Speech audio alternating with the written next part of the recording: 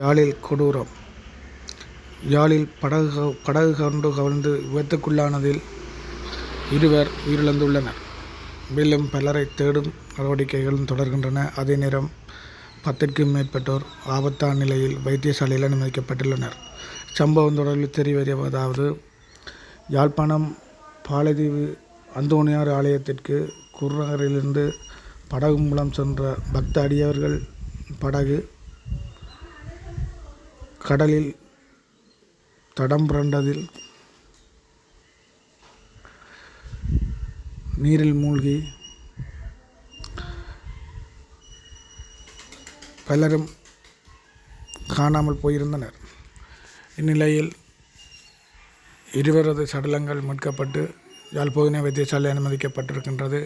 அதேபோன்று மேலும் பெண்கள், சிறுவர்கள் உட்பட 10க்கும் மேற்பட்டோர் காயமடைந்த நிலையில் யாழ் போதனா வைத்தியசாலையில் சிகிச்சை பெற்று வருகின்றனர். இதேவேளை இந்த படகில் பயணித்தவர் தொடர்பிலான விவரங்கள் சேகரிக்கப்பட்டு வருவதுடன் இந்த படகில் பயணித்தவர் தொடர்பில் தொடர்ந்தும் தேடுதல் நடவடிக்கைகளும் முன்னெடுக்கப்பட்டு வருகின்றன. குருநகரிலிருந்து பாலதீவு ஆலயத்திற்கு திருவிழாக்கு சென்ற அடியவர்களின் படகு கடலில் மூழ்கியுள்ளது. இச்சம்பவம் தொடர்பில் போலீசார் தீவிர விசாரணைகளையும் மேற்கொண்டு வருகின்றனர். இதேவேளை யாழ்ப்பாணம் குருநகரை அண்மித்த தீவுகளில் ஒன்றான பாலதீவு அந்தோணியார் ஆலய திருவிழா நடைபெற்று வருகின்ற நிலையில் அந்த ஆலயத்திற்கு குருநகரிலிருந்து படகின் மூலம் மக்கள் சென்று வருவது வழமை.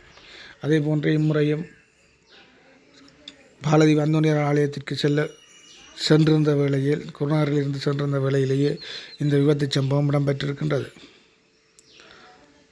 அதாவது குருநகரிலிருந்து படகு வெளிக்கிட்டு சிறிது நேரத்திலேயே கடலில் படகு மூழ்கியுள்ளது. இதன்போது படகில் இருந்த பலரும் நீரில் மூழ்கி தத்தளித்து கொண்டிருந்தனர். உடனடியாக அப்போதில் இருந்த கடத்தொழிலாளர்கள் விரைந்து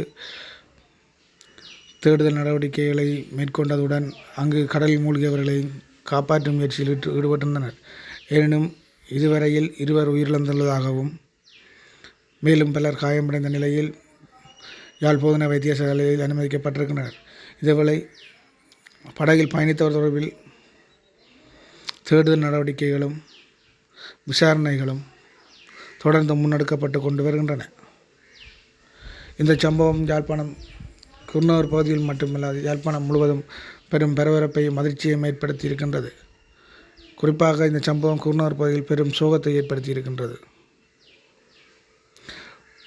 இதேவேளை படகு மூழ்கிய இந்த விபத்தில் உடனடியாக விரைந்து செயற்பட்ட அப்போது கடத்தொழிலாளர்களினால் பல உயிர்களும் காப்பாற்றப்பட்டிருக்கின்றமை குறிப்பிடத்தக்கது.